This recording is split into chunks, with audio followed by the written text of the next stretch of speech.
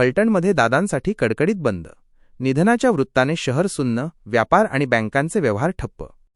फलटण राज्याचे उपमुख्यमंत्री अजितदादा पवार यांच्या निधनाचे वृत्त धडकताच फलटण शहरात शोककळा पसरली असून संपूर्ण शहराने आपल्या लाडक्या नेत्याला श्रद्धांजली वाहण्यासाठी कडकडीत बंद पाळला आहे. शहरातील परिस्थिती एका दृष्टिक्षेपात. प्रमुख चौक ओस फलटणमधील महत्त्वाचे मानले जाणारे आंबेडकर चौक, महात्मा फुले चौक आणि वर्दळीचा रिंग रोड परिसर पूर्णपणे शांत आहे. व्यापार ठप्प. शहरातील मुख्य बाजारपेठ आणि खाऊ गल्लीतील सर्व दुकाने, हॉटेल्स आणि छोटे मोठे व्यवसाय सकाळपासूनच बंद आहेत.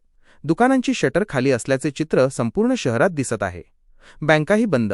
शासकीय सुटीच्या घोषणेनंतर फलटणमधील खाजगी बँका आणि पतसंस्थांनीही आपले कामकाज बंद ठेवून निधनाबद्दल शोक व्यक्त केला आहे.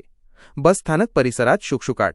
प्रवाशांची मोठी वर्दळ असलेल्या बस स्थानक परिसरात शुकशुकाट असून सर्व खाजगी आणि व्यापारी गाळे बंद आहेत. कोणत्याही आवाहनाविना फलटणकरांनी उत्स्फूर्तपणे पाळलेला हा बंद अजितदादांचे या शहराशी असलेले घट्ट नाते अधोरेखित करत आहे.